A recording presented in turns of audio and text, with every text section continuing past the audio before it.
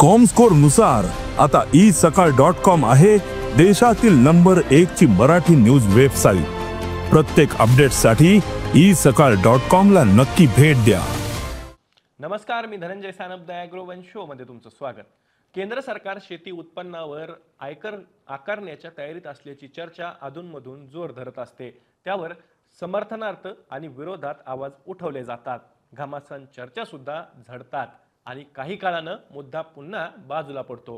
पण खरं म्हणजे शेती उत्पन्नावर आयकर लावून सरकारनं एकदाच मोकळं व्हावं असं जाणकार सांगतायत। आता तुम्हाला हे ऐकून थोडासा धक्का बसला असेल।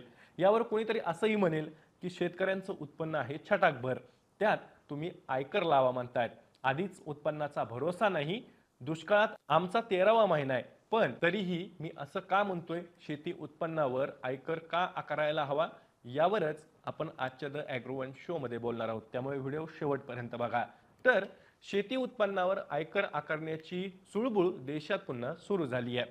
त्याचं झालंय असं की उत्पन्नावरचा कर टाळण्यासाठी आणि काळा पैसा पांढरा करण्यासाठी शेती उत्पन्नाचा आधार घेतला जात असल्याचा संशय आल्यानं आयकर विभागानं काही राज्यात तपासणी सुरू केली आहे।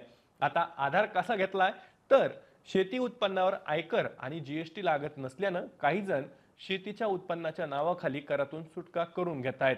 काही प्रकरणात तर शेतीचं उत्पन्न लाखोंमध्ये दाखवलं गेलंय। त्यामुळे आयकर विभागानं 50 लाखांपेक्षा अधिक शेती उत्पन्न दाखवणाऱ्यांची तपासणी सुरू केली आहे। विशेष म्हणजे या 50 लाख रुपयांहून अधिक उत्पन्न असलेल्या शेतकऱ्यांकडे शेत जमीनच नाहीये, असंही आयकर विभागाला तपासणीच्या दरम्यान आढळलंय।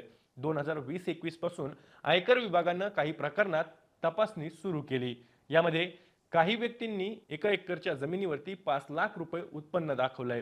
त्यामुळे अशा व्यक्तींना आयकर विभागाने उत्पन्नाचे पुरावे सुद्धा द्यायला सांगितले आहेत।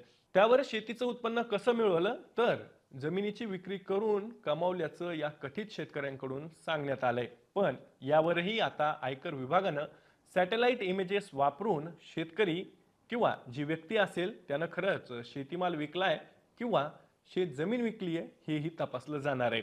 त्यामुळे केंद्र सरकारनं या पद्धतीच्या कर चुकवेगिरीला आळा घालण्यासाठी शेतकऱ्यांवर आयकर लावायला पाहिजे अशी चर्चा सुरू झाली आहे। खरं म्हणजे शेती उत्पन्न दाखवून कर चुकवेगिरी करणारे देशात गब्बर झालेले आहेत। त्यामध्ये काही राजकारणी, उद्योगपती आणि अधिकाऱ्यांचा भरणा आहे।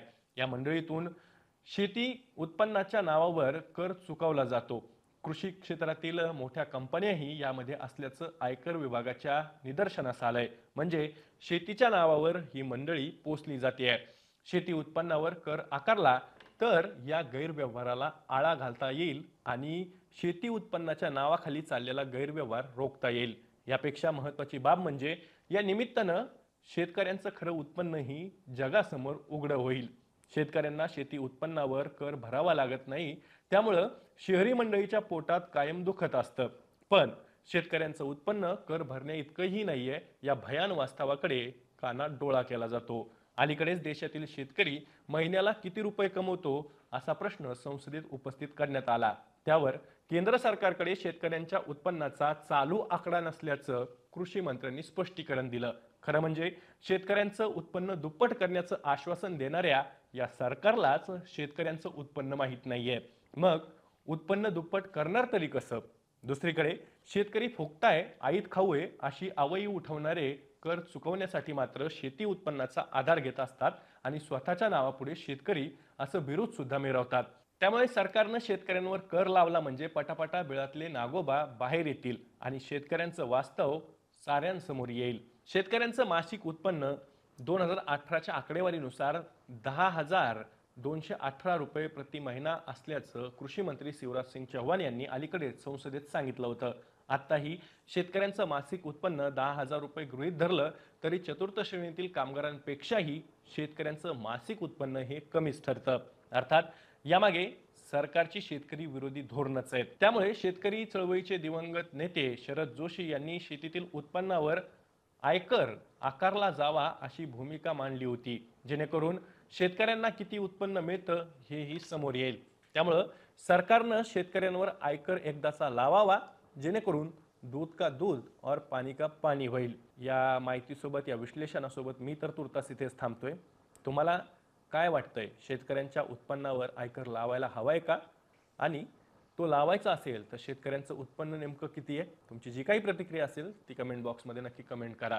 मी दररोज संध्याकाळी 6 वाजता ॲग्रोवनच्या यूट्यूब चॅनलवर शेती आणि शेतकऱ्यांच्या हिताचे मुद्दे घेऊन येत असतो. त्यामुळे तुम्ही अजूनही ॲग्रोवनच्या यूट्यूब चॅनलला सबस्क्राईब केलं नसेल तर लगेचच सबस्क्राईब करा. व्हिडिओ जास्तीत जास्त शेतकऱ्यांपर्यंत पाठवण्यासाठी व्हिडिओला लाईक आणि शेअर नक्की करा.